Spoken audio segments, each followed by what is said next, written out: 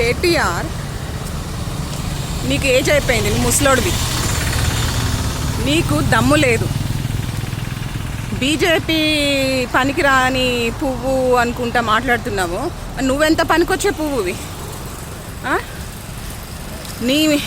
నీ అయ్యా రూలింగ్లో అన్ఎంప్లాయ్స్ అందరు రోడ్ మీదనే ఉన్నారు.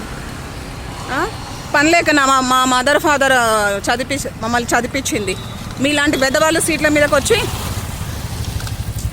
రాష్ట్రాన్ని కుటుంబాలని భ్రష్టు పట్టియడానికా? నీకేం అర్హత ఉంది నువ్వు బీజేపీ గురించి మాట్లాడడానికి? మీ బీఆర్ఎస్ఏ పెద్ద ఏంటి మహమ్మారి. ఇక బీజేపీ గురించి నీకెందుకు? నీకు దమ్ముంటే నువ్వు గెలిచి చూయించు. నీకు అసలు అర్హత లేదు, బీజేపీ గురించి మాట్లాడే అర్హతే లేదు. మాలాంటి వాళ్ళు మాట్లాడిన అర్థం ఉంది. దోచుకున్నావు, తిని కూర్చో, పందులు తిన్నట్టు తిని దొరలండి. అంతేగాని నీకు రాజకీయం చేతగానప్పుడు కూర్చో ఇంట్లో. నీ అయ్యా ఫామ్ హౌస్లో ఉన్నట్టు నువ్వు కూడా ఉండట్లా. అర్థమైందా?